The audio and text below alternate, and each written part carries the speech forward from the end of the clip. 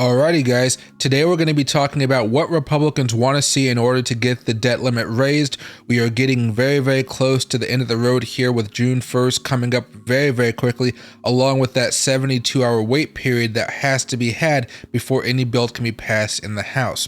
Now, we're going to be looking at what Republicans want, what Democrats want, and we're going to be using a CNBC article to kind of go over it, okay?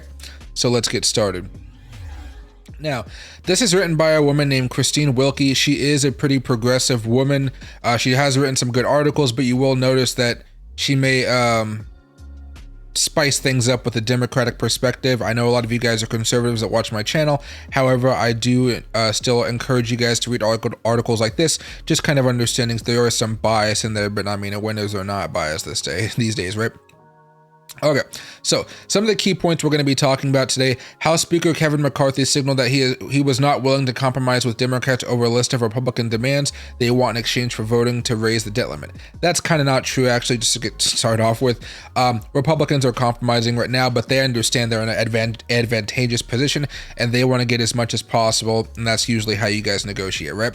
Some of them are relatively easy to hammer out on a bipartisan way, while others are providing intractable. It just basically means we're seeing some dug-in perspectives by both the left and the right here.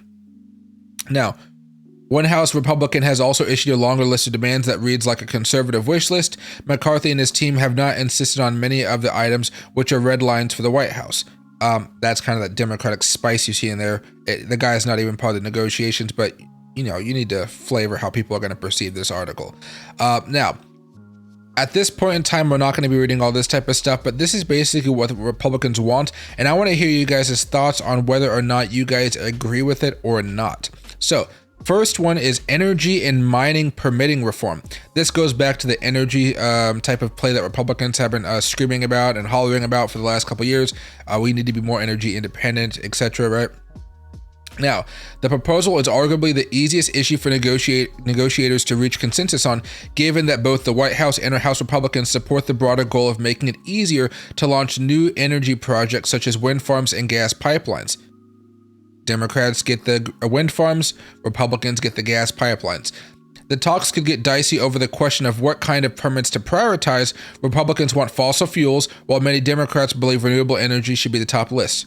Compromise, they can both get what they want, and they can both go back to their constituents and say, hey, guess what? More pipelines, baby drill. More wind farms, wind, baby, wind, right? Rescind unused COVID-19 funds. I think personally this is the easiest thing they can get done right now. Between the year 2020 and 2022, Congress authorized approximately $4.6 trillion to help the United States respond to the coronavirus pandemic.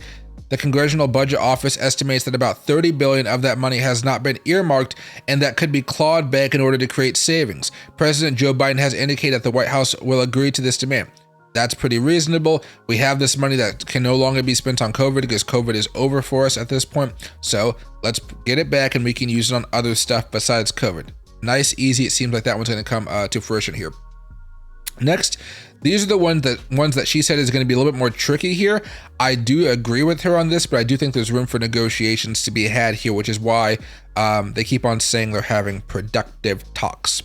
Now, new work requirements for Medicaid. This is something that I thought was pretty interesting here. The Republican debt limit bill passed by the House in April would require able-bodied adults with no children to work or train for work in order to stay on Medicaid, the federal health insurance for low-income people. The White House rejected this proposal. I'm not going to accept any work requirements that goes to impact the medical health needs of people, Biden said earlier this month. See, I think there's a way to kind of parse this a little bit, because when I'm reading this, I've been hearing it both on, Fox News, CNBC, CNN, and even MSNBC. As long as you don't have health issues and you guys are on Medicaid, I'm perfectly of the mind that it's okay to have them go look for jobs or train for jobs. If they're not able to have a job because they're sick, I'm okay with that safety net being there. But if they're not sick and they have nobody that depends on them, I don't know maybe why the government would be helping them out in this way.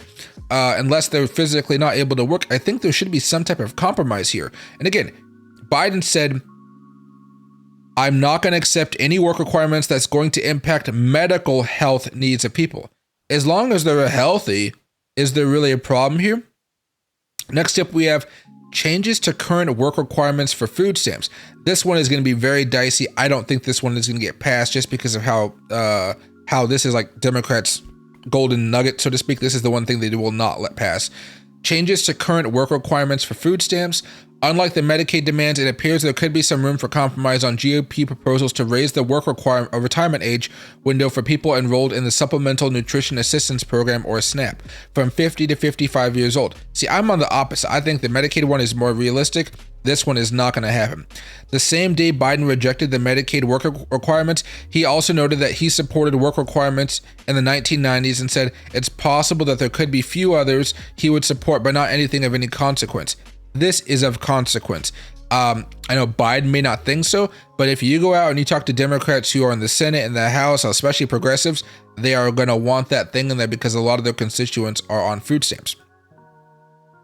And then next up, we have, a federal budget baseline number in 2024 that is lower than it was in 2023. So we're going to be lowering how much money we spend. This is actually pretty interesting. We normally just keep on spending more money every single year. So like, hey, last year we spent $100,000. This year we're spending $120,000. Next year we're spending $160,000. All the while we're still making $50,000 a year. So we've been doing that for quite a bit of time here. However, if we are able to figure this one out, and this is a long paragraph that I am not going to read, you may find that perhaps the economy in the long run does a lot better because we don't have to keep on paying incredibly high rates for our debt. And debt is incredibly expensive, everybody. We pay hundreds of billions of dollars on the interest of our debt, not the debt, just the interest. Think of how many of you guys have credit cards and you guys pay, I pay off all my debt every month, but if you guys leave the debt on there, you guys are paying the interest on the debt until everything's paid off. Well, imagine instead of just paying a few $100 or like $20-$50 a month, imagine you're paying hundreds of billions of dollars every year just to keep that debt. It's quite expensive. Now, there are a few things here that I thought was going to be interesting. This is from Chip Roy. He's one of the people that was on the far right that got McCarthy, that was kind of fighting with McCarthy at the beginning of the term. Basically, he was one of the holdouts that said, hey, I'm not going to vote for you. And that's why we saw like the 15, 16 votes or however many it was. He wants this: repeal the electric vehicle tax credits at the center of Biden's renewable energy agenda, which were passed last year in the Inflation Reduction Act.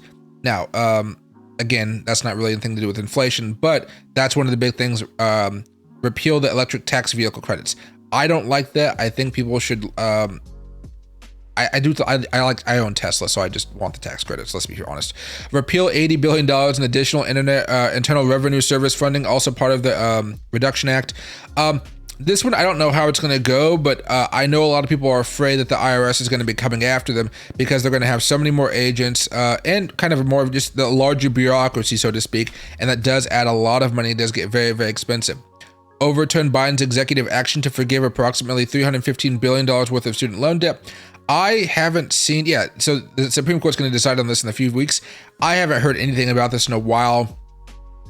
I don't think it's going to pass, but it'll be interesting because I think he's doing it saying that it's because of COVID, but COVID's long gone in the back mirror. And with a 7-2 conservative court, is that what we have, or a 6-3 conservative court? The 6-3 conservative court, it's probably going to be a no-go for them, but maybe they feel like presidential powers exceed this. We'll have to see.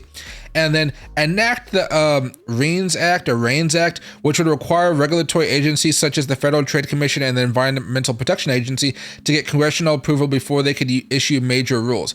I like this one. I'd like for the Congress to kind of claw back some of the powers from some of these institutions. All too often, I think bureaucracies kind of are uncontrolled, and I'd rather have them be controlled by somebody that's maybe not so functional, such as the Congress, like the House or the Senate.